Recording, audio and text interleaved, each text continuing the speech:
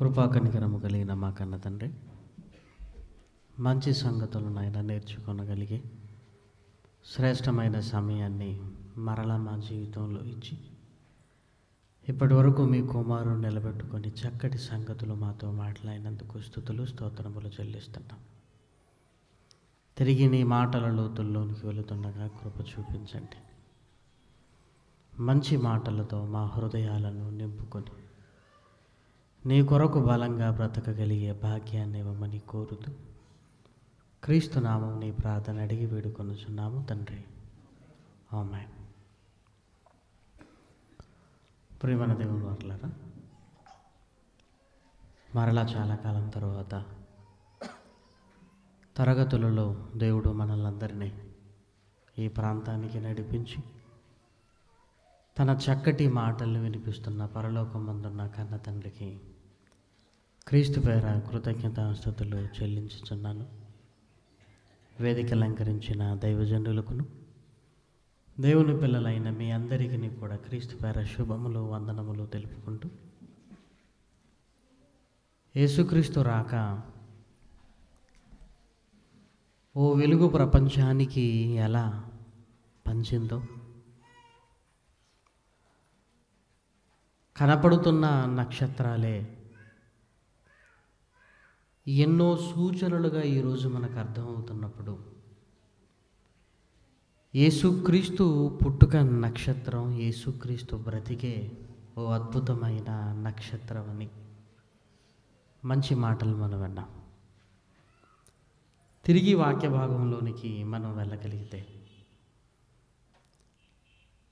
మన కుటుంబాలు, మన పిల్లలు, మన జీవితాలు దేవుళ్ళో చాలా బలంగా ఉండాలి. ప్రేమన వారలారా, భక్తి అనగానే 2 రోజులు వెలిగిపోవటం, 4 రోజులు చల్లారిపోవటం, ఒకరోజు నోరు కట్టుకోవటం, ఇంకొక రోజు ఇష్టానుసారంగా మాట్లాడటం, ఒకరోజు ఎన్నన్నా భరించటం, మరొక రోజు ఎదురు తిరగటం కాదు ప్రేమన వారలారా. మనం ఎప్పుడు ఎలా అనుకుంటామంటే, ఈ 2 రోజులు భరిస్తున్నాను, ఈ 2 రోజులు భరించానంటే ఇదిగో 3వ రోజు 4వ రోజు అనే హక్కు నాకుంది అన్నట్లుగా భావిస్తుంటాం. 2 రోజులు ఏం మాట్లాడకుండా నోరు కట్టుకుంటాం. ఇక 3వ రోజు రాగానే ఎన్ని మాటలు అనాలో అన్ని మాటలు మాట్లాడుతుంటాం.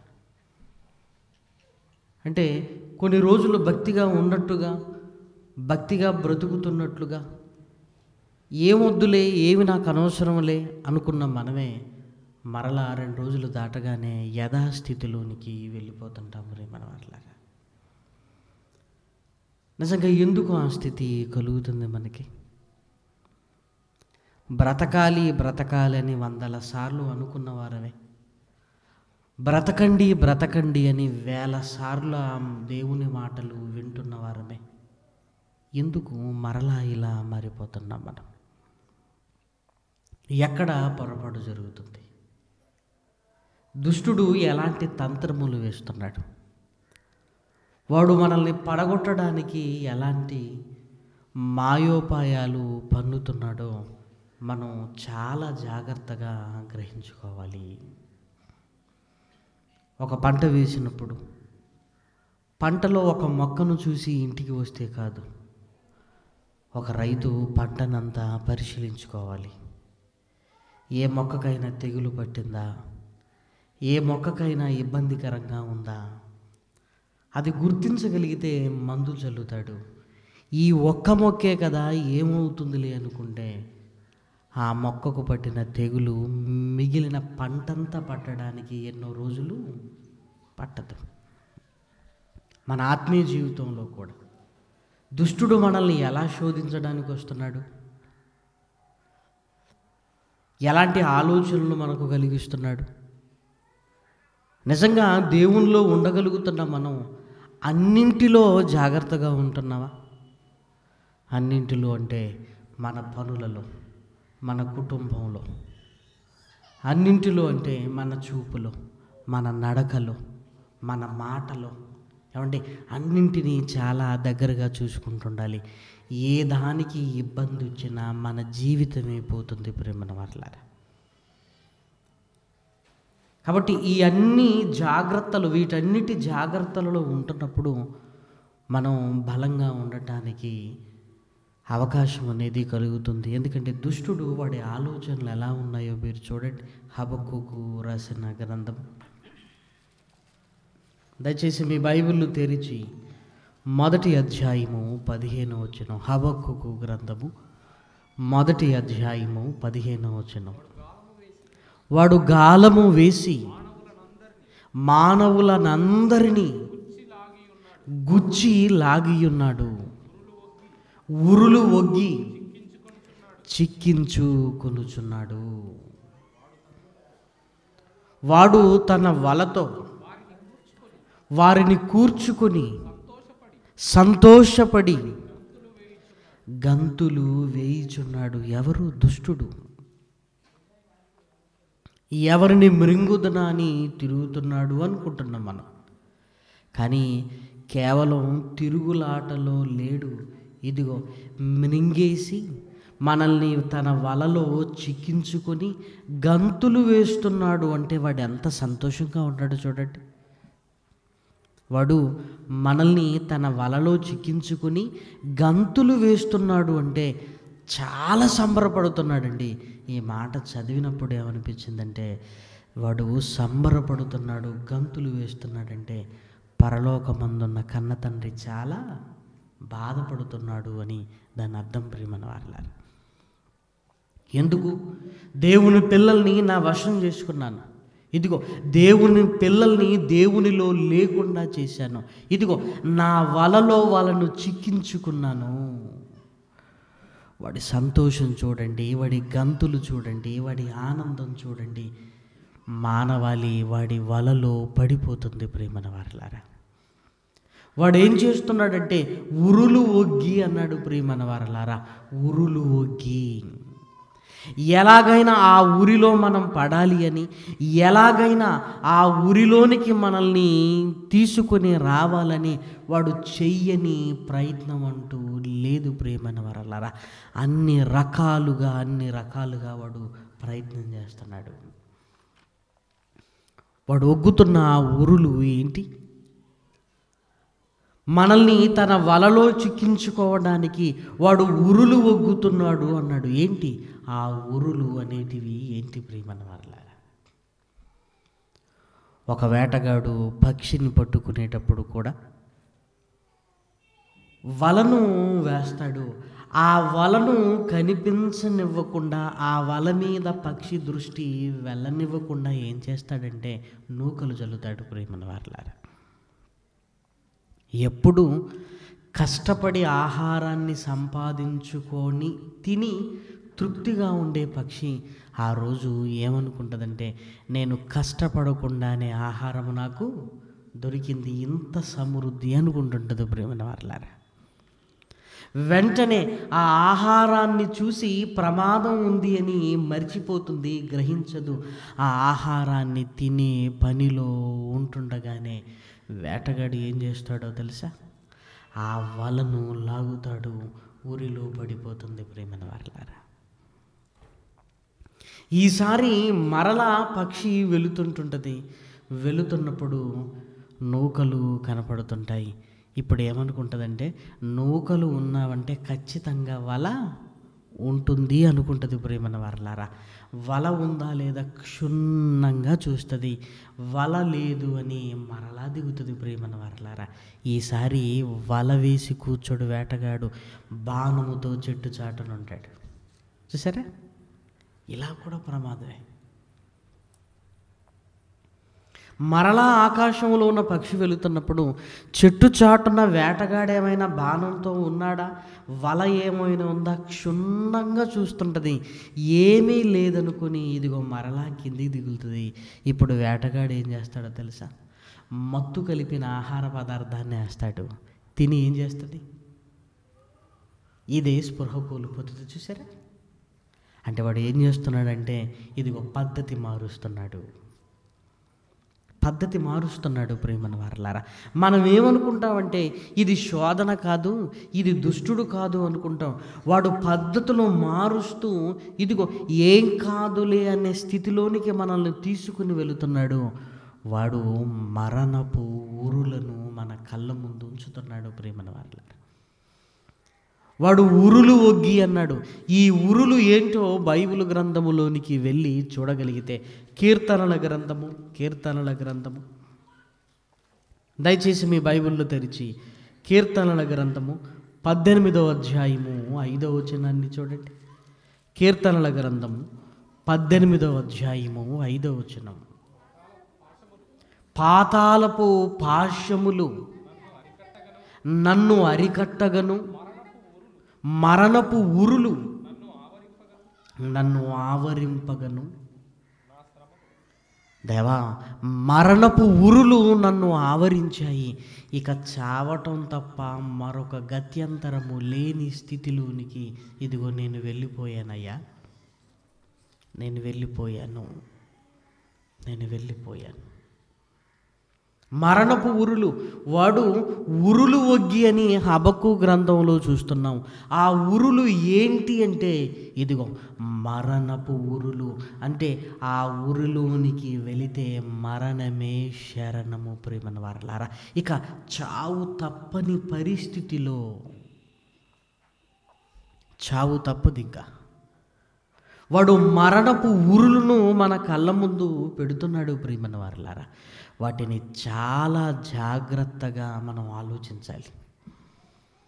ఎందుకంటే సాతానుడు ఎంత బలము కలిగిన వాడో కూడా బైబిల్ గ్రంథంలో మీరు చూడగలిగితే హెబ్రీలకు రాసిన పత్రిక 2వ అధ్యాయము 15వ వచనాన్ని చూడండి. హెబ్రీలకు రాసిన పత్రిక 2వ అధ్యాయము 15వ వచనం. కాబట్టి 2వ అధ్యాయము 15వ వచనం. ఆ ప్రకారమే మరణము యొక్క బలము గలవానిని, అనగా అపవాదిని, మరణము యొక్క బలము గలవానిని అని అనగా అంటున్నాడు. అంటే దుష్టుడు ఇదిగో చచ్చిపోవటానికి మనల్ని బలవంతం చేస్తాడు ప్రియమైన వారలారా. బలవంతం. కొత్త సంవత్సరం కొరకు అందరూ ఎదురు చూస్తున్నారు. విశాఖపట్నం నుంచి ఫోన్ వచ్చింది. ఆ ఫోన్ సారాంశం ఏంటంటే, రాత్రంతా ఆల్ నైట్ ప్రేయర్లోనే ఉన్నారు. తెల్లవారుజామున ఎందుకు ఇంటికి వెళ్ళారు. ఇంటికి వెళ్ళగానే ఒక పాప, 23 సంవత్సరాల పాప ఉరి పెట్టుకొని చనిపోయింది. చూసారా? ఎందుకంటే వాడు బలం, ఇదిగో నువ్వు చచ్చిపోవాలి, నువ్వు బ్రతకకూడదు, నీ జీవితం ఇంతే. ఇదిగో వాళ్ళు ఏ మాట అన్నారో చూడు. ఇంత మాట పడిన తర్వాత నువ్వు ఎలా అందరి ముందు మాట్లాడగలవు, నిలవగలవు? అమ్మో, వాడి బలం ఏంటో తెలుసా? మరణపు బలము కలిగిన వాడు ప్రేమన వారలారా. అసలు చావాలన్న ఆలోచనే మనకు రాకూడదు. ఆ ఆలోచన వస్తే ఒక పట్టాన పోదు ప్రేమన వారలారా. ఈరోజు విన్న వాక్యం సాయంకాలానికి మర్చిపోతామేమో, కానీ ఈరోజు వచ్చిన చావాలన్న ఆలోచన మనం పోగొట్టుకోవాలంటే చాలా కష్టం ప్రియమైన వారలారా. ఎందుకంటే వాడు మరణపు బలము కలిగిన వాడు. మరణపు ఉరులు మన కళ్ళ ముందు పెడుతున్నాడు ప్రియమైన వారలారా. ఎందుకంటే ఇక ఖచ్చితంగా ఆ ఉరిలోనికి వెళితే మనల్ని మనం చంపుకునే స్థితి మనకు తీసుకొని రావాలి అని దేవుని కొరకు మనం బ్రతకకూడదని వాడి ఆలోచన. అందుకే ఎరలు వేస్తున్నాడు, అందుకే నూకలు చల్లుతున్నాడు, అందుకే బాణాలు పట్టుకుంటున్నాడు, అందుకే ఇదిగో మత్తు పదార్థాలను కళ్ళ ముందు పెడుతున్నాడు. వాడి ఊరులు 1, 2 ఎన్నని చెప్పాలి ప్రేమన వారలారా. బోళ్ళని ప్రేమన వారలారా. పక్షులను పట్టుకొని మనం సంబరపడుతున్నాం. ఏమనుకుంటాం తెలుసా? పక్షి పట్టుకొని పక్షి చూచుచుండగా వల వేయుట వ్యర్థము అంటాం. ఇదిగో వాడు కూడా మనకు వల వేసేటప్పుడు ఇదిగో ఇది వల, ఇందులోనికి రా అని వేస్తాడా? వేయడు ప్రేమన వారలారా. ఇది వల అని మనకు అర్థం కాదు. పక్షి చూచుచుండగా వల మనమే వెయ్యం. దుష్టుడు కూడా వాడి మరణపు ఉరులు, ఇది మరణపు ఉరి అని మనల్ని అందులోనికి తీసుకొని రాడు. ఒకవేళ తెలిస్తే మనం రాం కదా ప్రేమను వారిలారా. అసలు వాడు ఏం చేస్తున్నాడో మీరు చూడగలిగితే ఆమోసు గ్రంథము 3వ అధ్యాయము 5వ వచనం చూస్తుంటే చాలా ఆశ్చర్యకరమైన మాట కనబడుతుంది ప్రేమను వారిలారా. ఆమోసు గ్రంథము 3వ అధ్యాయము 5వ వచనం, భూమి మీద ఒకడును ఎర పెట్టకుండా పక్షి ఉరిలో చిక్కుబడునా, ఏమీయూ పట్టబడకుండా ఉరిపెట్టువాడు వదిలి లేచినా. చేపలు పట్టడానికి అప్పుడప్పుడు మనం వెళ్తుంటాం ఖాళీ సమయం ఉన్నప్పుడు. వెళ్ళేటప్పుడు మసాలా నూరిపెట్టు, ఒక అరగంటలో వస్తానని చెప్తాము మనం. ఎప్పటికి దొరుకుతాయో మనకే తెలియదు. ఉదయం వెళితే సాయంకాలం అవ్వచ్చు. అప్పటి వరకు మనం ఏం చేస్తామో తెలుసా? గాలానికి ఎర్రపెట్టి నీళ్ళల్లో గాలాన్ని పెట్టి ఓపికతో కూర్చుంటాం. ఆ కూర్చున్నప్పుడు ఏమనిపిస్తుంటుందో తెలుసా? ఇప్పుడు కాకపోతే ఇంకో గంటకు పడుతుంది, ఇంకో గంట కాకపోతే ఇంకో గంట, ఇంకో గంట కాకపోతే ఇంకో గంట. ఎంత ఎదురు చూపండి మనకి. గాలం ఇలా వేసి 1 2 3 అంటావా? ఏమంటే చాలా ఓపిక ఉండాలి ప్రియమైన వారలారా, చాలా ఓపిక ఉండాలి. పోనీ గాలం వేసేసాను కదా అని ఒకవేళ ప్రకృతి సౌందర్యాన్ని తిలకిస్తూ గంట తర్వాత గాలం లేపుదాములే అంటే ఆ చేప వచ్చి మనం పెట్టిన ఎరను తినేసి వెళ్ళిపోతుంది. మరలా అలా ఉండకూడదు. అంటే దృష్టి అంతా దేని మీద పెట్టుకోవాలి? గాలం మీదనే పెట్టాలి. గాలం వేసిన వాడు ఏమనుకుంటాడో తెలుసా? ఏదో ఒకటి పట్టుకుని ఇంటికి వెళ్ళాలి, అంత పట్టుదలతో ఉంటాడు ప్రియమైన వారలారా. దుష్టుడు కూడా మనకు గాలం వేసి నువ్వు పడిపోయేంత వరకు నేను లేవను అని కూర్చున్నాడు ప్రియమైన వారలారా. నువ్వు పడిపోయేంత వరకు మనం పడిపోము అనుకుంటున్నాం, కానీ దుష్టుడు ఏమనుకుంది తెలుసా? ఈరోజు కాకపోతే రేపు, రేపు కాకపోతే ఎల్లుండి, పోనీ ఈ నెల కాకపోతే వచ్చే నెల, వచ్చే నెల కాకపోతే మరొచ్చే నెల, పోనీ ఈ సంవత్సరం కాకపోతే వచ్చే సంవత్సరం, వచ్చే సంవత్సరం కాకపోతే వచ్చే సంవత్సరం. ఎంత ఓపిక ఏంటంటే వాడి మీద మనకు, ఎంత ఓపిక చూసారా? లేదండి నేను పడిపోను అని మనం అనుకుంటుంటాం. ఇదిగో 10కి పడిపోం, 100కు పడిపోం, 1000కి ఇంకొక 0 పెడితే, 10,000కి ఇంకొక 0 పెడితే, 1,00,000కి ఇంకొక 0 పెడితే, 10 లక్షలకి ఇంకొక 0 పెడితే, ₹1,00,000కి. దుష్టుడు ఏం చేస్తుంటాడో తెలుసా? 100కు పడిపోవా, 1000, 10,000, 1,00,000, 10 లక్షలు. 10 లక్షలు అనగానే మనకి ఉబ్బి తబ్బిపోయిపోవండి. నా జీవితకాలం అంతా ఇంత సంపాదిస్తున్నాకు కూడా లేదు, అయినా 10 లక్షలు ఎప్పుడు రాసుకోవటం తప్ప చూసిన పాపాన పోలేదు నేను అని వెంటనే ఆ ఎరకు లొంగిపోతాం ప్రియమైన వారలారా. అంతెందుకు, చిన్న చిన్న పదవులకే ఇదిగో అందరినీ వదులుకునే వాళ్ళు ఈరోజు చాలామంది ఉన్నారు. చిన్న చిన్న పదవులండి. ఆ పదవులు ఉంటే ఎంత, పోతే ఎంత, పదవి కోసం. పదవి రాగానే అది ఎలాగైనా నాకు కావాలి, ఎలాగైనా నాకు కావాలి. పదవుల కొరకు, ఇదిగో ద్రవ్యము కొరకు, పేరు ప్రఖ్యాతల కొరకు ఈరోజు ఎంతో మందిని చూస్తుంటాం. స్టేజి మీదకి పిలవలేదని అలిగే వాళ్ళని చూస్తుంటాం. పాంప్లెంట్లో నెంబరు నాది లేదని చెప్పే వాళ్ళని చూస్తుంటాం. ఏమంటే చిన్న చిన్న వాటికేనండి. ఏమంటే మనం ఎంత చిన్నగా ఉంటే వాడు ఇదిగో గాలం వేసుకొని రెడీగా కూర్చున్నాడు ప్రియమైన వారలారా. ఎలాగైనా ఈరోజు కాకపోతే రేపు, రేపు కాకపోతే ఎల్లుండి, ఎల్లుండి కాకపోతే వచ్చే నెల, వచ్చే నెల కాకపోతే వచ్చే సంవత్సరం, ఈ సంవత్సరం కాకపోతే నెక్స్ట్ ఇయర్, నెక్స్ట్ ఇయర్ కాకపోతే మళ్ళా నెక్స్ట్ ఇయర్. వాడెప్పుడు గాలాన్ని తీస్తాడో తెలుసా?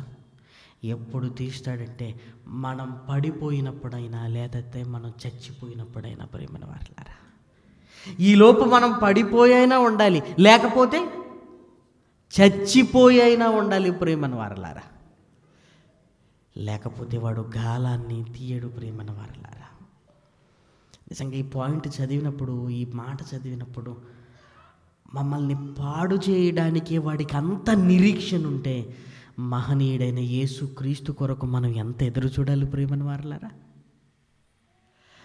ఏం వస్తాడులే అనుకుంటాం. ఈరోజు కాకపోతే రేపు వస్తాడేమో, రేపు కాకపోతే ఎల్లుండి వస్తాడేమో, ఈ సంవత్సరం కాకపోతే నెక్స్ట్ ఇయర్కి వస్తాడేమో అని ఎదురుచూపు మనలో లేదు. మనం పడిపోతామని ఎదురుచూపు మాత్రం దుష్టుడికుంది. ఈ సంవత్సరం కాకపోతే నెక్స్ట్ ఇయర్.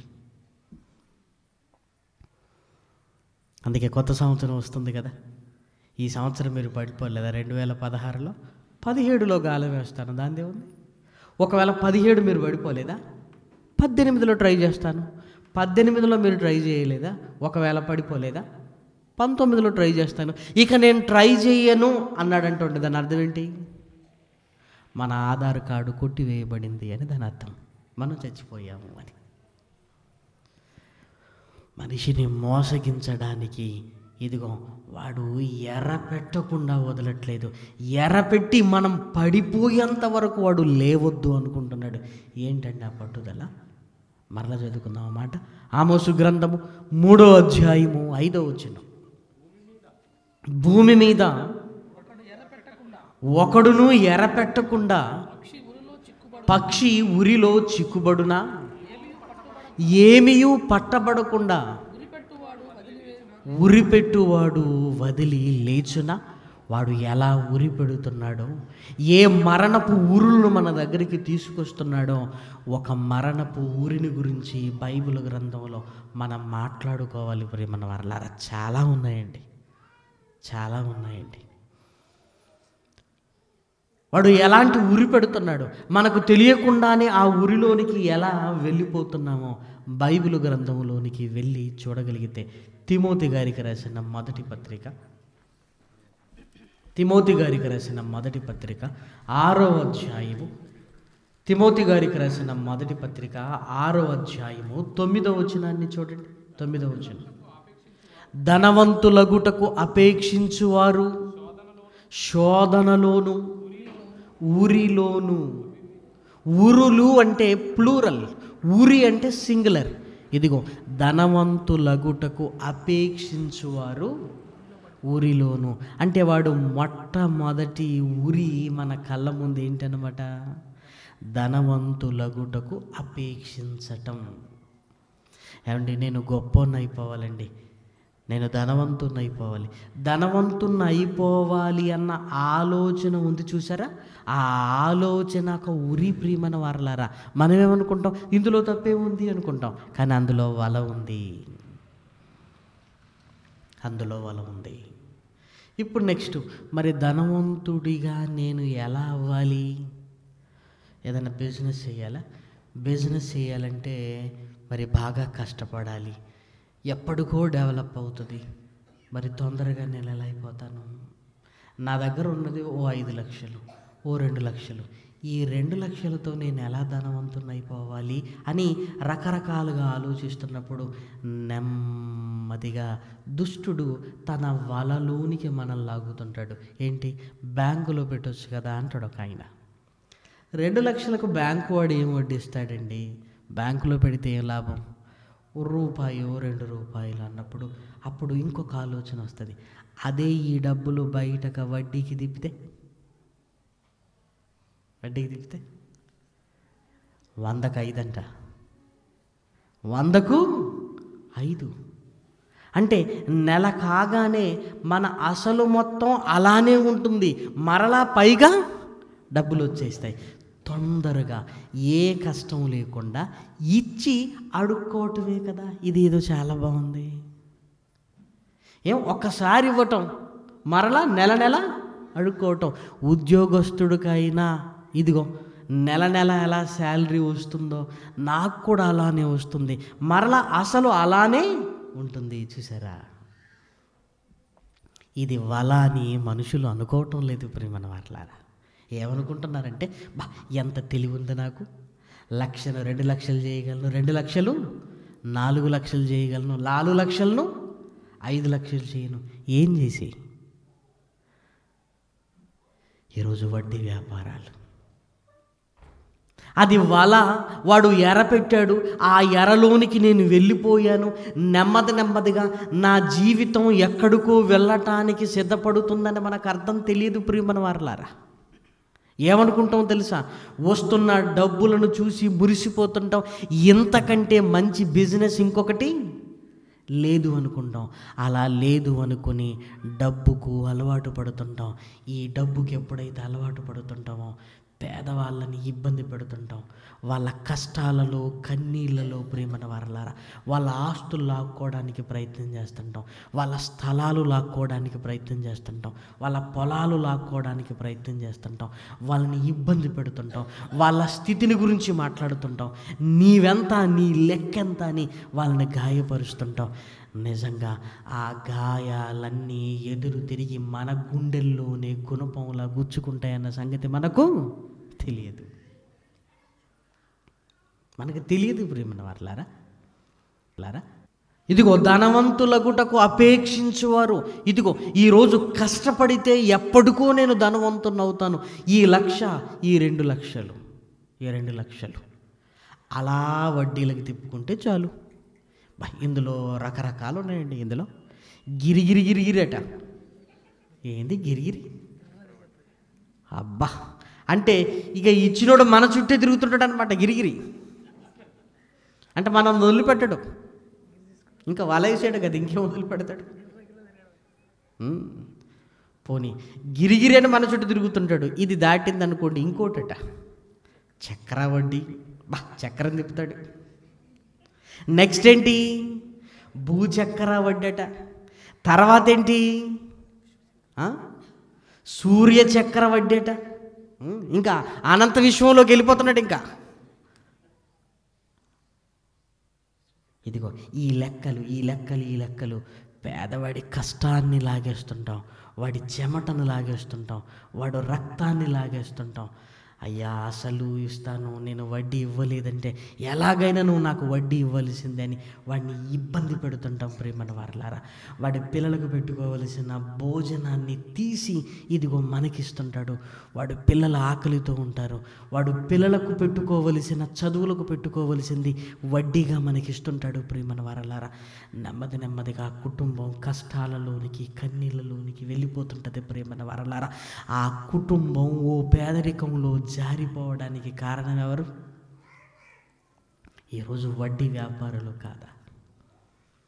సహాయం అన్న పదానికి అర్థం మారిపోయింది. ఇదిగో సహాయం చేస్తానండి అంటాడు, మరలా 100కి 5 సుమా, ఇది సహాయమా?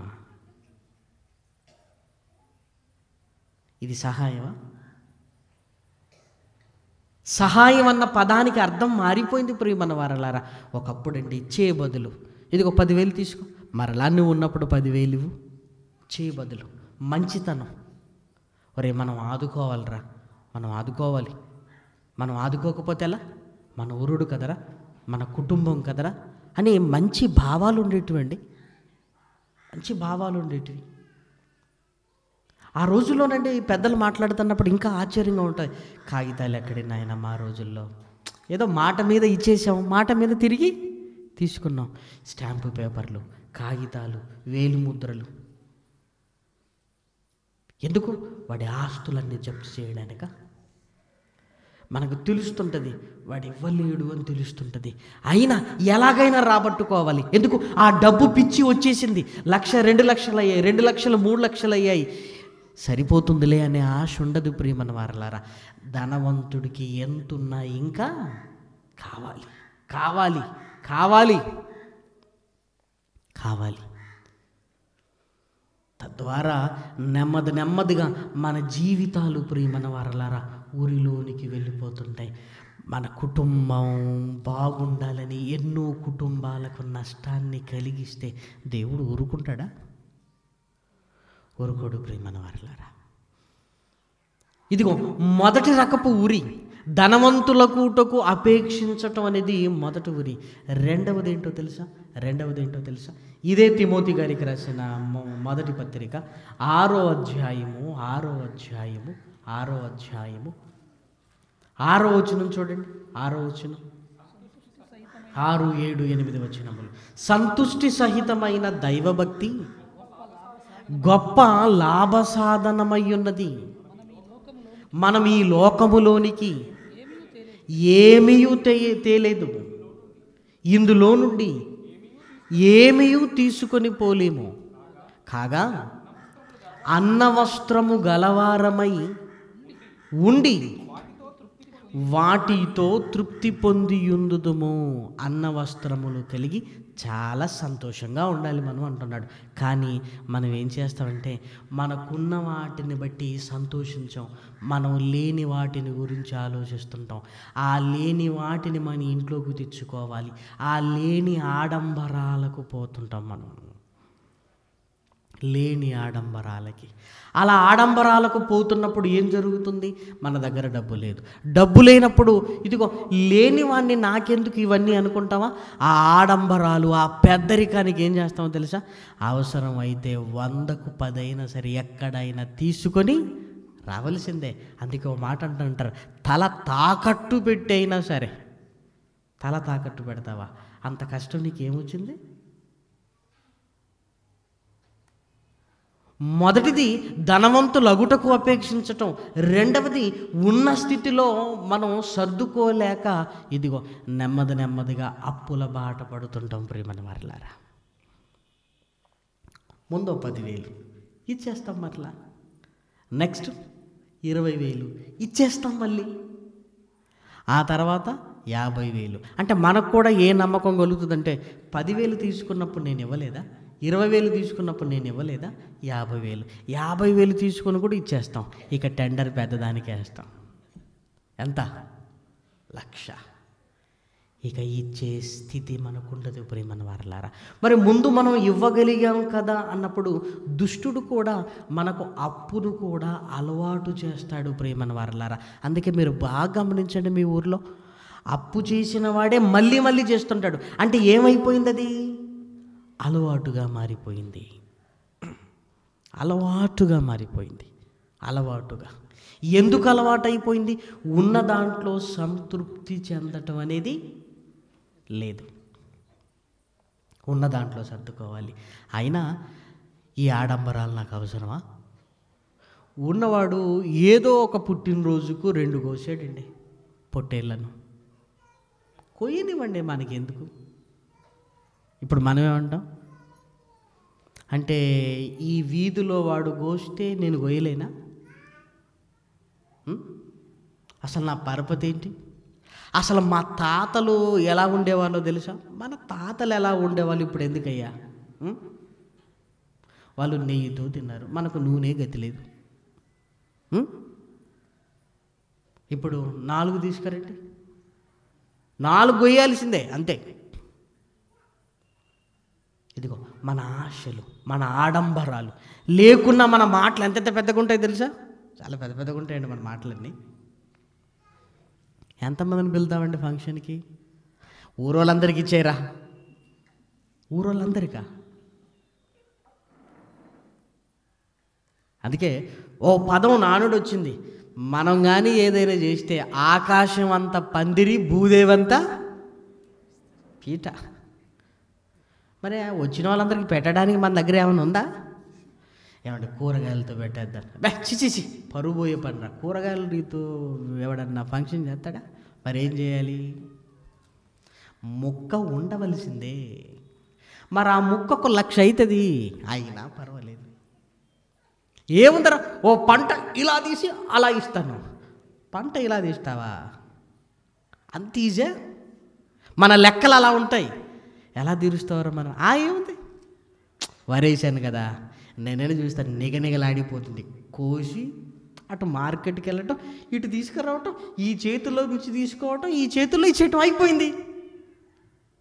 అంత ఈజీ? వరికి ధర ఎంత ఉంది? నువ్వు అమ్మే సమయానికి ధర ఎంత ఉంటుంది? నువ్వు కోసే సమయానికి, కుప్పలు కూర్చే సమయానికి వర్షం పడితే?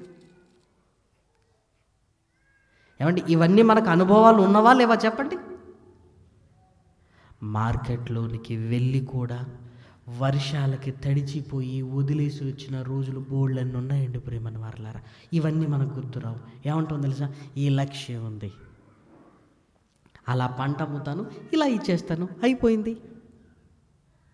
అంత ఈజీగా ఉంటుందా? ఆలోచించండి. తృప్తి లేదు ఈరోజు మనిషి జీవితంలో, తృప్తి లేదు.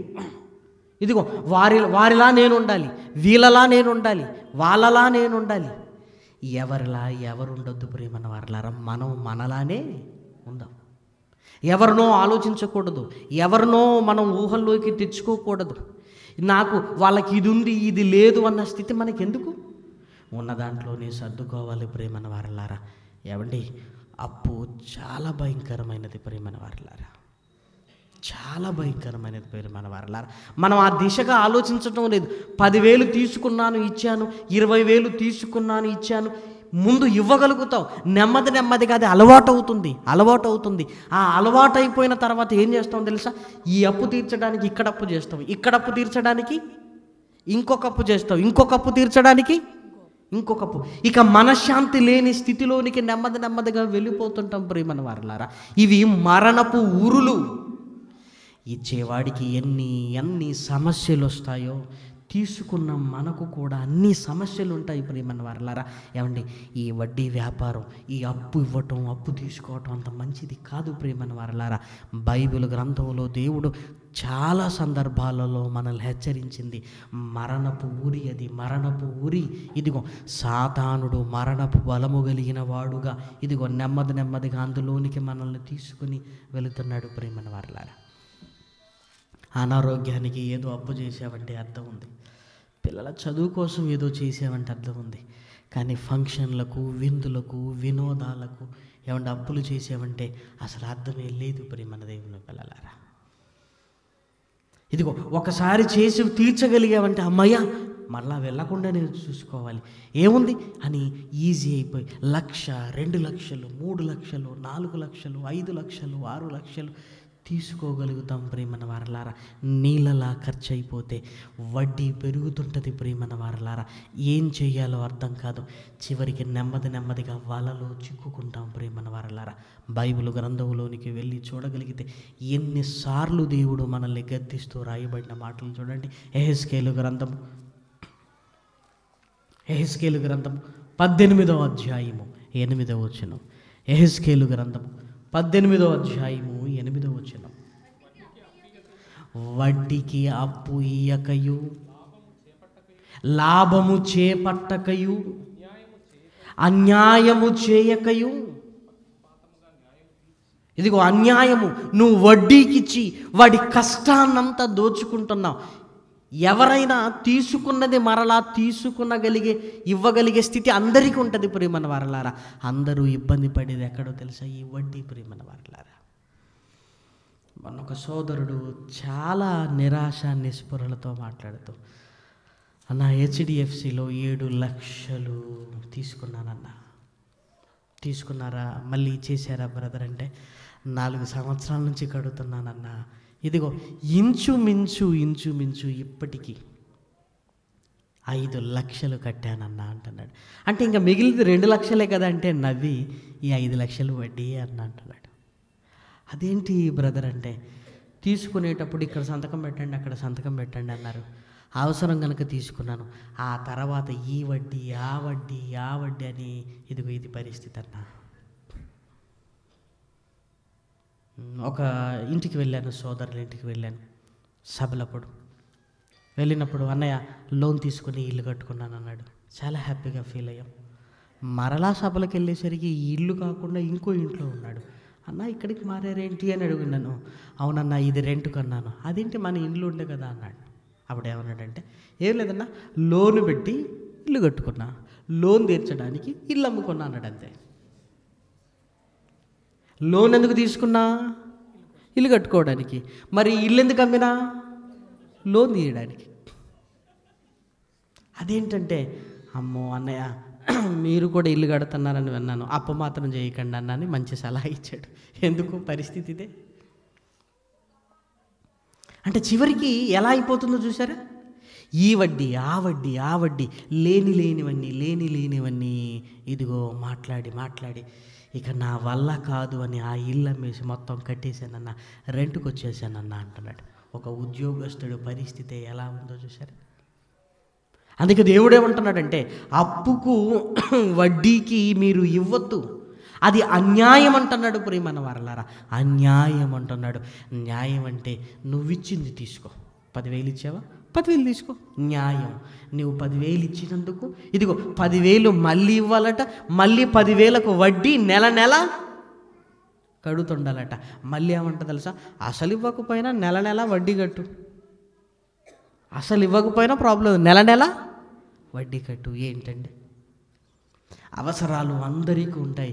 ఒకరి అవసరం ఇంకొకడికి ఏమైపోయిందంటే ఇదిగో ఎలాగైనా వంచాలి, ఎలాగైనా అన్యాయం చేయాలన్న ఆలోచన మనుషులలో బలపడింది. ప్రియమైన వారలారా, యెహెజ్కేలు గ్రంథము 18వ అధ్యాయము 8వ వచనాన్ని మళ్ళీ చూడండి. వడ్డీకి అప్పు ఇయ్యకయు, లాభము చేపట్టకయు, అన్యాయము చేయకు. ఇదిగో ఈ లాభాన్ని బైబుల్ ఏమని పిలిచిందంటే దుర్లాభము అంటుంది. దుర్లాభము అంటే చెడ్డ పని వల్ల వచ్చే లాభాన్ని ఏమంటారు? దుర్లాభము అంటారు. ప్రియమైన వారలారా, లాభం అంటే నీ కష్టానికి వచ్చింది లాభము.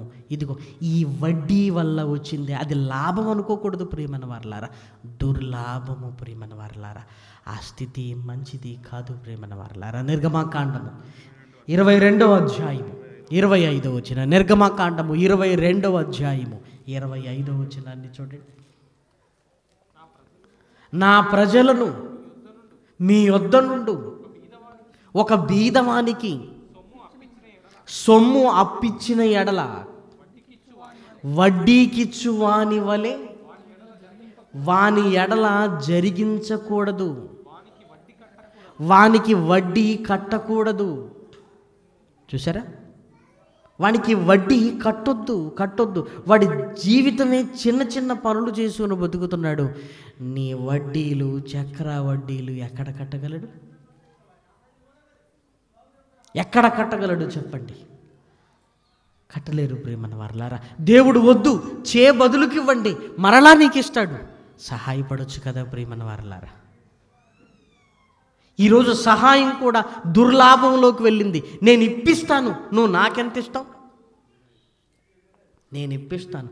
బ్యాంకు దగ్గరికి వెళ్ళేదే అప్పు కోసం. ప్రియమైన వారలారా, అందులో మధ్యలో ఉంటారు. నేను ఇప్పిస్తాను, నాకెంత ఇస్తావు?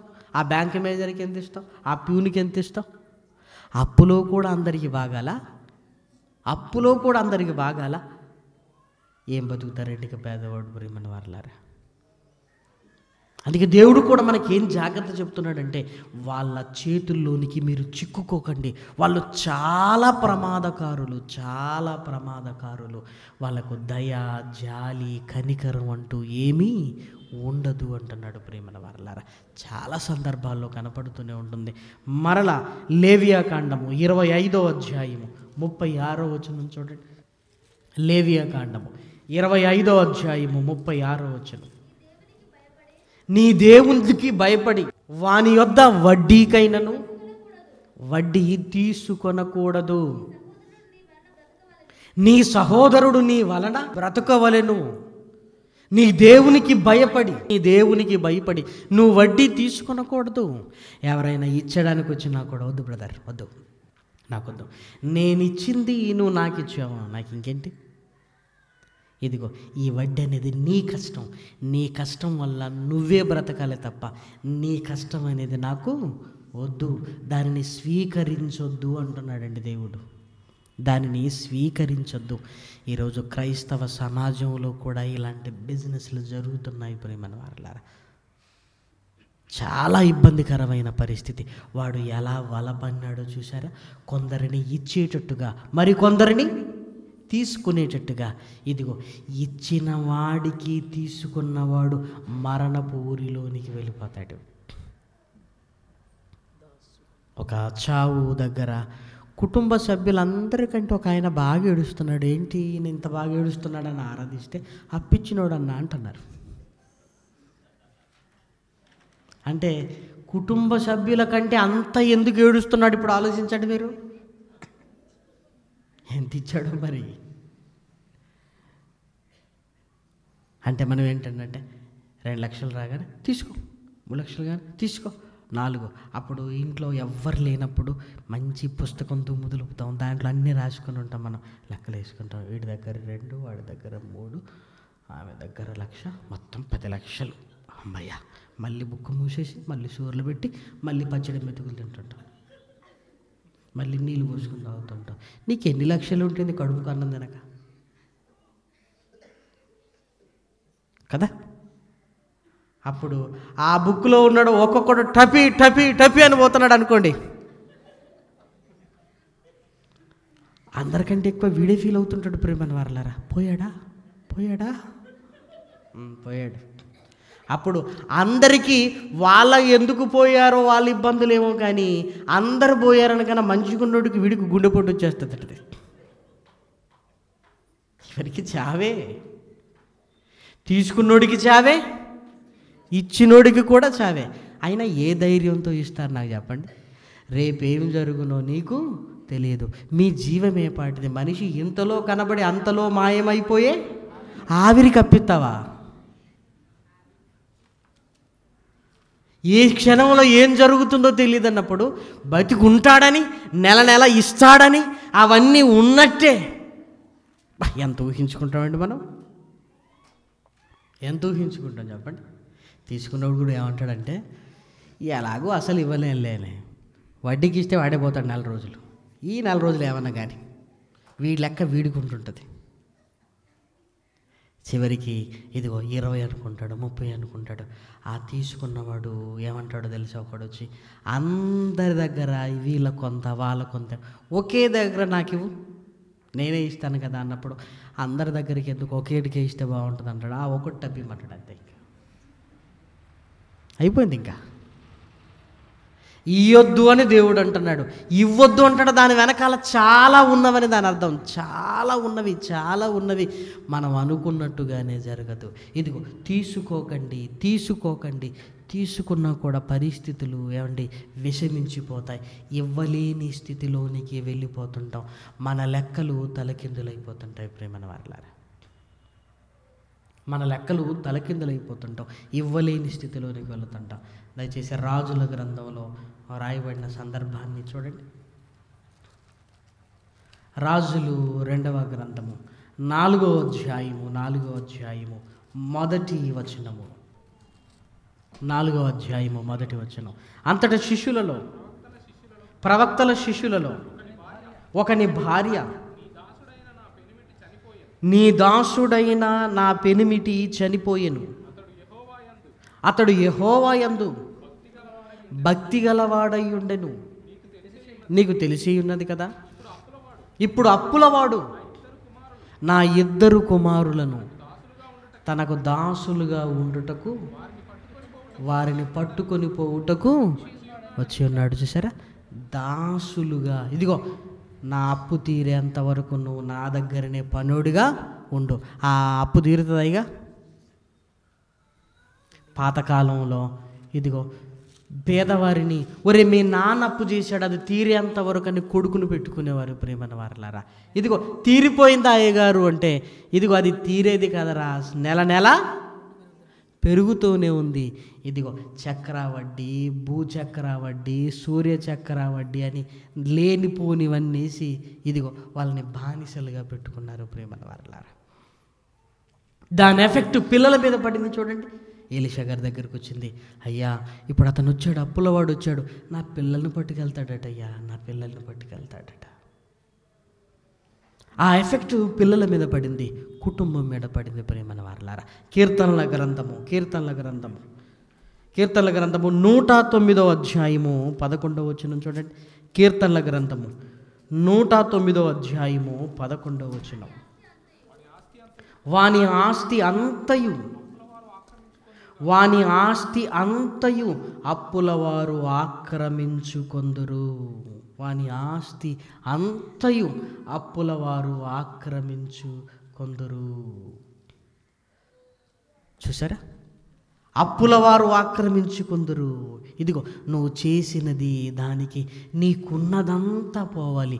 ఉన్నదంతా పోయిన తర్వాత అప్పుడు ఏమనిపిస్తుంది తెలుసా? ఇక నేనెందుకు బతకాలి?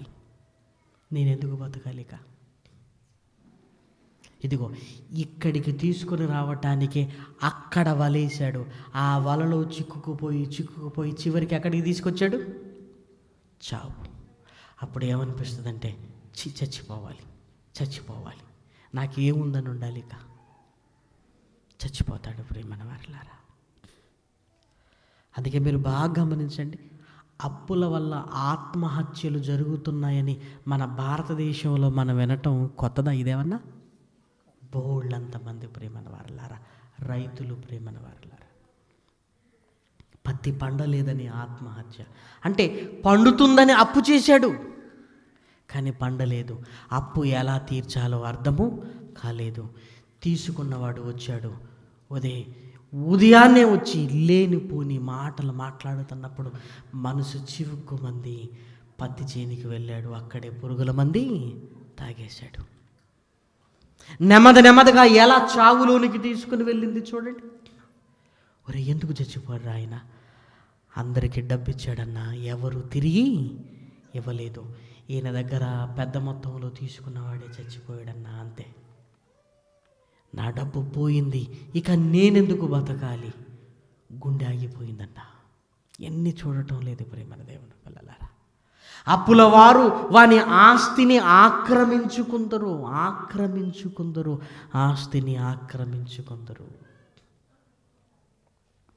వచ్చినవాడు మొదటిసారి మర్యాదగా అడుగుతుంటాడు, రెండవసారి స్వరాన్ని పెంచుతాడు, మూడవసారి ఇష్టానుసారంగా మాట్లాడతాడు, నాలుగవసారి నువ్వెంత, నీ లెక్కెంత అని మాట్లాడుతున్నప్పుడు మన కుటుంబంలో ఉంటున్న భార్య పిల్లలకి అందరికీ గాయం అవుతుంటుంది ప్రియమైన వారలారా. ఇన్ని మాటలు పడటం కంటే ఏది బెటర్? చావటం బెటర్. ఇన్ని మాటలు పడటం కంటే చావటం బెటర్ అనుకుంటారు. మరణపు ఊరులు వాడు ఎరపెట్టాడు. అందులోనికి నెమ్మదిగా వస్తున్నావు. ఇదిగో ఆ లోతుల్లోనికి నిన్ను తీసుకెళ్తాడు. నీ చుట్టూ వల బిగించుకుంటుంది. ఇక చావు తప్ప మరొక గత్యంతరము లేని స్థితికి తీసుకుని వెళతాడు ప్రియమైన వారు. ఇంకా చూడండి, యెహెజ్కేలు గ్రంథము 18వ అధ్యాయము 13వ వచనం. యెహెజ్కేలు గ్రంథము 18వ అధ్యాయము 13వ వచనం. అప్పిచ్చి వడ్డీ పుచ్చుకొనుటయు లాభము చేపట్టుటయు మొదలగు క్రియలు చేసిన ఎడల వాడు బ్రతుకడు. ఈ హేయ క్రియలన్నీ చేసెను గనుక అవశ్యముగా వాడు మరణము. ఏ శిక్ష? మరణ శిక్ష. ఎందుకు? ఏహమైన కార్యములు. ఏవి హేయమైన కృత్యములు, కార్యములు అన్నాడు? వడ్డీకిచ్చి ఆ లాభంతో బతకాలనుకుంటున్నావంటే, ఇంకొకటి చెమటను దోచుకోవాలనుకుంటున్నావంటే అది చాలా తప్పు ప్రియమైన వారలారా. అది చాలా తప్పు ప్రియమైన వారలారా. దేవుడు వారిని ఊరుకోడు ప్రియమైన వారలారా. మరణ శిక్ష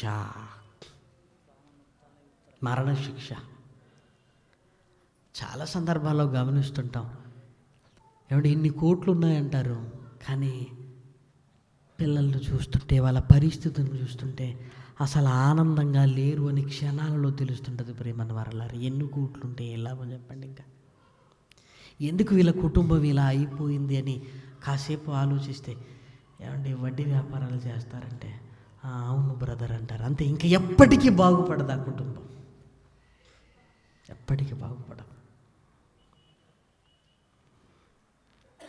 హనుమాన్ జంక్షన్ సభలకు వెళ్ళాం. మాకు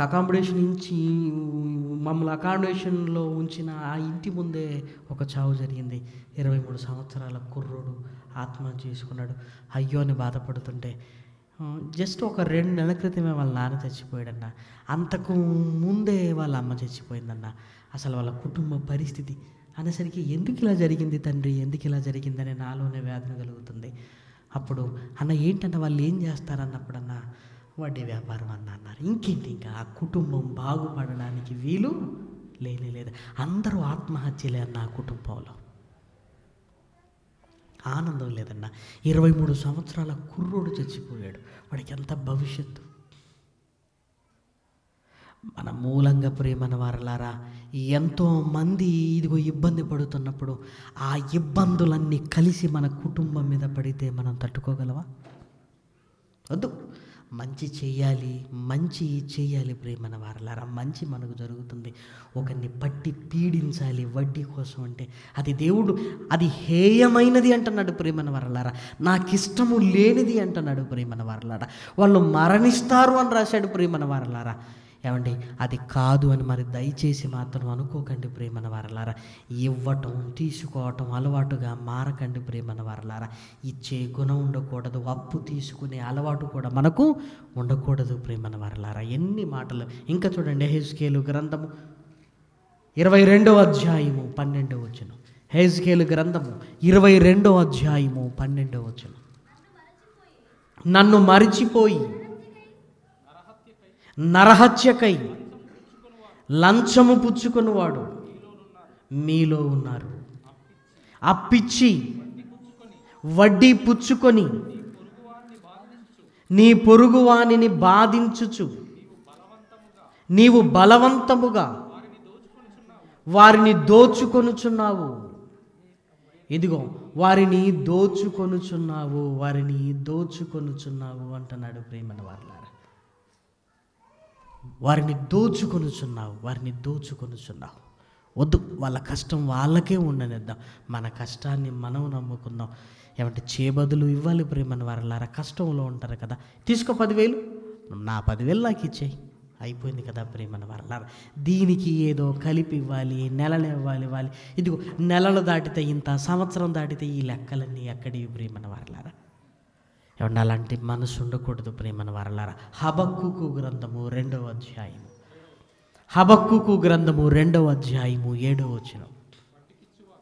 వడ్డీకిచ్చువారు హఠాత్తుగా నీ మీద పడుదురు, నిన్ను హింస పెట్టబోవారు జాగ్రత్తగా వత్తురు, నీవు వారికి దోపుడు సొమ్ముగా ఉందువు. నీవు వారికి దోపుడు సొమ్ము, నిన్ను కొల్లగొట్టేస్తారు, నీకున్నదంతా లాక్కుంటారు. వాడిచ్చింది కొంత, నీ దగ్గర నుంచి లాక్కునేది ఉన్నదంతా. వద్దు, హఠాత్తుగా నీ మీద పడతారు. ఏం జరుగుతుందిలే అనుకుంటాం. ఒకేసారి హఠాత్తుగా నీ మీద పడతారు. నీకేం చేయాలో అర్థము కాదు ప్రేమన వారలారా. దేవుడు నీకు కలిగిన స్థితినిచ్చాడా, హెల్ప్ చేయబదులకి ఇచ్చేసి అవసరాల కాదుకో, మరలా నువ్వు ఇచ్చింది నీకే వస్తుంది కదా, ఇంకేంటి. లేదు కష్టాలు కన్నీళ్ళలో ఉన్నావా, ఇదిగో చేబదులు తీసుకో. లేదు విందులకు విలాసాలకు ఇదిగో అప్పు చేయటం అలవాటుగా మారొద్దు ప్రేమన వారలారా. ముందు కొంతేనే స్టార్ట్ అవుతుంది, ఆ తర్వాత లక్షలలోనికి వెళ్ళిపోతుంది. లక్షల్లోనికి వెళ్ళగానే ఒక్కసారి పరిస్థితులు తిరగబడిపోతాయి. పరిస్థితులు తిరగబడ్డాయి అంటే ఇక మనం ఏం చేసినా మనల్ని మనం అమ్ముకున్నా తీర్చుకోలేము అన్న స్థితికి రాగానే మనల్ని మనం చంపుకోవడానికి వెళతాం. సాతాను మరణపు ఊరి చూశారా ప్రేమన వారలారా, ఎంత ప్రమాదకరంగా ఉందో, ఎంత ప్రమాదకరం. కాబట్టి ఈ రకమైన అలవాట్లు మనకు రాకూడదు ప్రేమన వారలారా. ఈ రకమైన అలవాట్లు రాకూడదు. లక్షలు, 2 లక్షలు, 3 లక్షలు, 10 లక్షలు చూసారా, అవి ఎప్పటికీ తీరాలి. ఏం కష్టం చేస్తే అన్ని లక్షల రూపాయలు మనకు వస్తాయి. పోనీ ఇంకా పెరుగుతుంటాయి, సంవత్సరానికి ఇంకా పెరుగుతుంటాయి. చచ్చిపోవాలనిపిస్తుంది ప్రేమైన వారలారా. అప్పటి వరకు ఉన్నది ఇదిగో మొత్తం ఇవ్వాల్సి వస్తుంటుంది. అప్పుడు భార్య పిల్లలు మరి వాళ్ళు ఎలా బ్రతుకుతారు అనిపిస్తుంటుంది. ఇదిగో నేను చేస్తే కనీసం ఉన్నదంతా వారికైనా మిగులుతుందేమో అని అనుకుంటాం ప్రేమైన వారలారా. అలా చచ్చిపోయిన వారు బోళ్ళంతమంది ఉన్నారు. వారలారా, అప్పు చివరికి మనిషిని ఆత్మహత్యకు తీసుకెళ్ళిందంటే సాతాను యొక్క మరణపు బలము. సామెతల గ్రంథము 7వ అధ్యాయం, సామెతల గ్రంథము 7వ అధ్యాయము 23వ వచనాన్ని చూడండి. సామెతల గ్రంథము 7వ అధ్యాయము 23వ వచనం. తనకు ప్రాణహానికరమైనది ఎరుగక ఉరి యొద్దకు పక్షి త్వరపడినట్లు వాని గుండెను అంబు చీల్చు వరకు ఇదిగో ఆ ఊరిలోనికి వెళ్ళిపోతాడు. ఇదిగో బాణం వచ్చి వాడికి గుచ్చుకునేంత వరకు తెలియదు ప్రేమన వారలారా. బాణం వచ్చి వాడు హృదయములో గుచ్చుకునేంత వరకు తెలియదు ప్రేమన వారలారా. చూసారా ఎంత భయంకరమైన స్థితి. సాతాను యొక్క బలం మరణములోనికి తీసుకుని వెళ్ళే బలం అయితే యేసుక్రీస్తు బలం ఎంత? మరణాన్ని జయించిన బలం యేసుక్రీస్తుది. మరణాన్ని జయించిన బలం అండి ఆయనది. మరణమా నీ ముల్లెక్కడా? మరణమా నీ విజయం ఎక్కడా? మరణపు బలము దుష్టుడిదైతే ఆ మరణాన్ని గెలిచిన బలము యేసుక్రీస్తుది ప్రేమన వారలారా.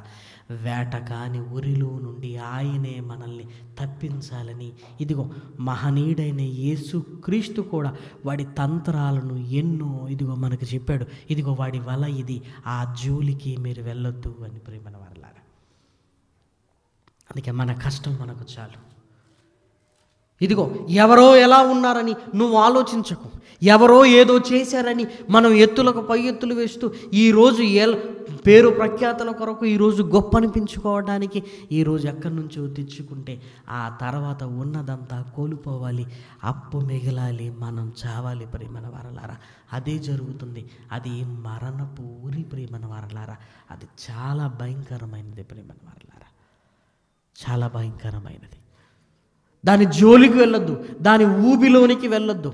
ఒకవేళ ఏదో అవసరానికి తీసుకున్నాం, టక్న అక్కడి నుంచి మనం మానేసేయాలి ప్రేమన వారలారా. లేదు, ఓ చిన్నది, ఓ 5,000, ఓ 10,000, లక్షలు, 2 లక్షలు, 3 లక్షలు అలా వెళ్ళిపోతున్నాయి అంటే దాని అర్థం ఏంటో తెలుసా? ఇక అయిపోయినట్టే ప్రేమన వారలారా. ఆ మరణపు ఉరిలో ఉచ్చు బిగిస్తాడంతే.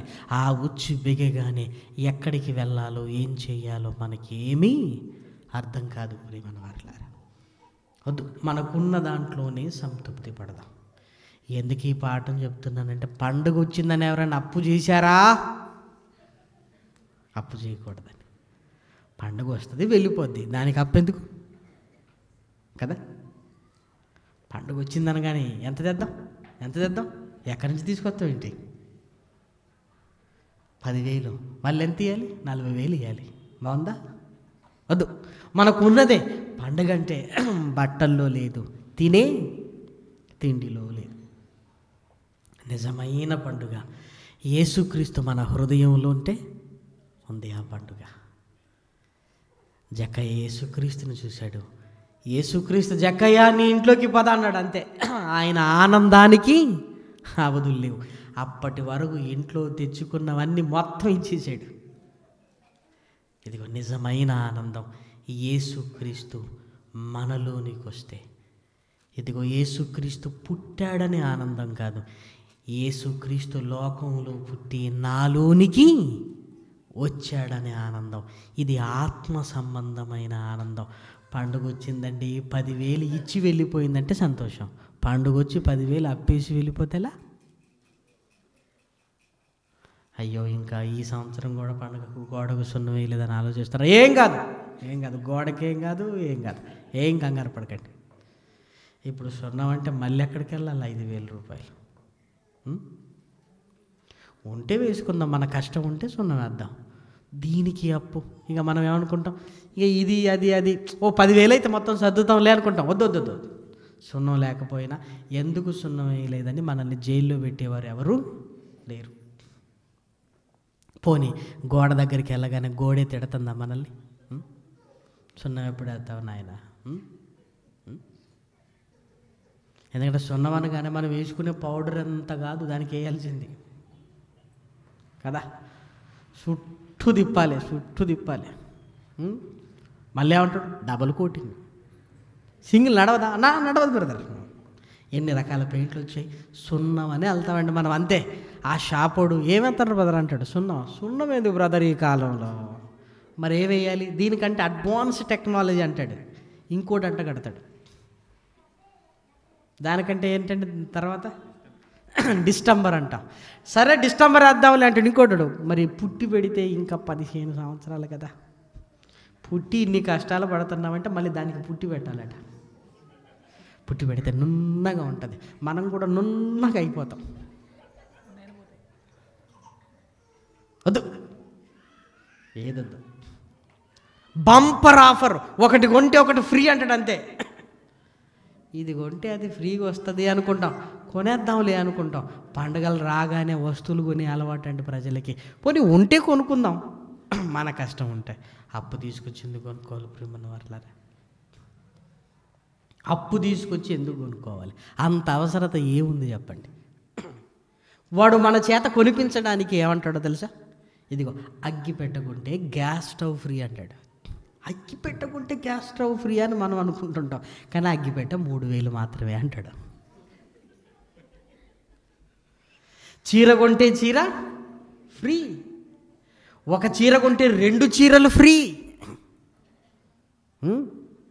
ఒక చీర కొంటే 2 చీరలు ఫ్రీయా? ఇదిగో పండుగ వస్తుంది, మా అక్క చెల్లెలందరికీ చీరలు పెట్టుకోవాలి, 2 వస్తున్నాయి కదా. ఒకరోజు పిలు, నీకు కలిగింది చిన్న భోజనం పెట్టు, 4 మంచి మాటలు చెప్పు, పంపించు. అంతకంటే మర్యాద ఇంకొకటి ఏమీ లేదు.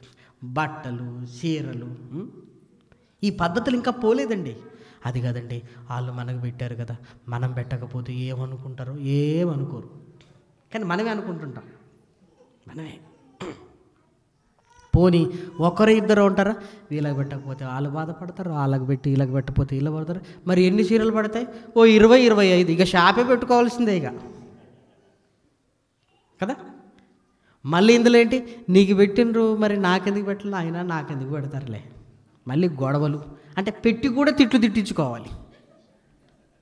ఇదేంటంటే మన కర్మ. ఎందుకు ఇవన్నీ? ఈ సాంప్రదాయాలన్నీ మానేసేయాలి ప్రియమైన వారలారా.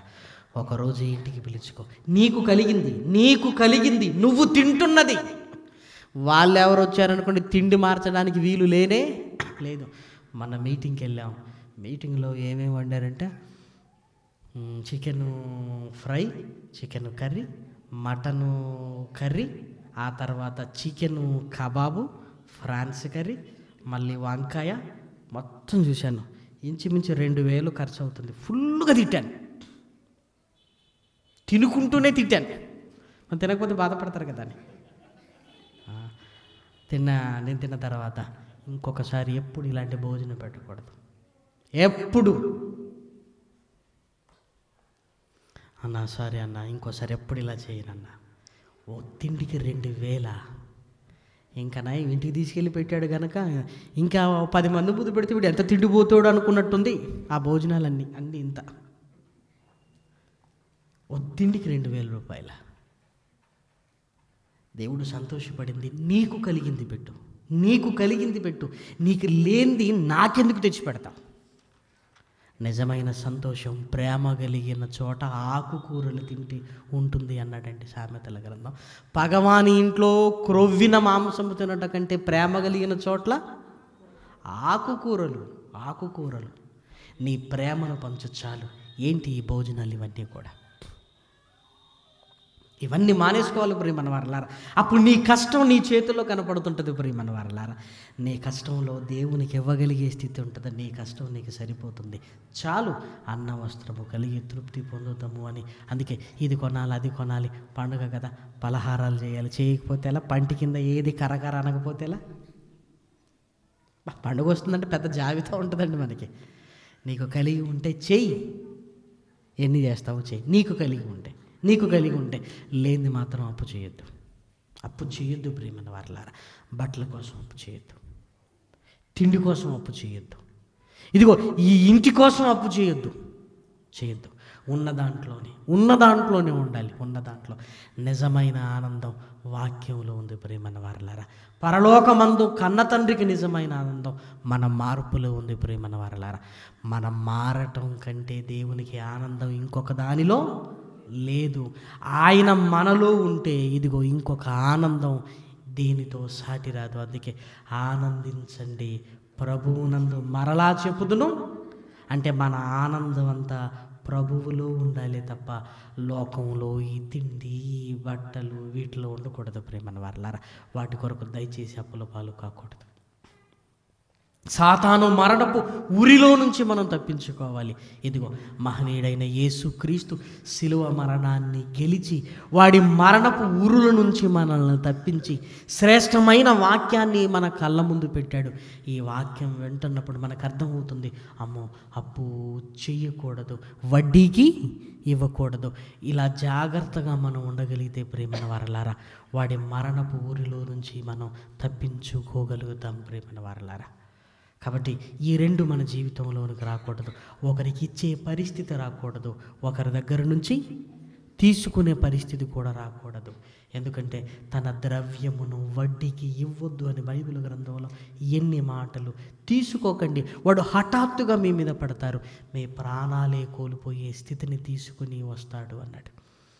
కాబట్టి యేసుక్రీస్తు ఇదిగో మనల్ని బ్రతికించింది ఈ ఊబిలోనికి వెళ్ళి మనల్ని మనం చంపుకోవడానికి కాదు ప్రేమన దేవుని పిల్లలారా. అందుకే లేని వాటి మీద ఆశలొద్దు. మనకి ఏమీ లేదని ఎప్పుడు కృంగిపోవలసిన అవసరత కూడా లేదు. ఉన్న దాంట్లోనే ఆనందాన్ని వెతుక్కుందాం ప్రేమన వారలారా. అందులో నిజమైన సంతోషం ఉంది. దానికి తోడు నిజమైన క్రీస్తు వాక్యము నీ హృదయంలో ఉంటే ఆ ఆనందం ముందు ఎన్ని ఆనందాలు కూడా పనికి రానివే ప్రేమన వారలారా.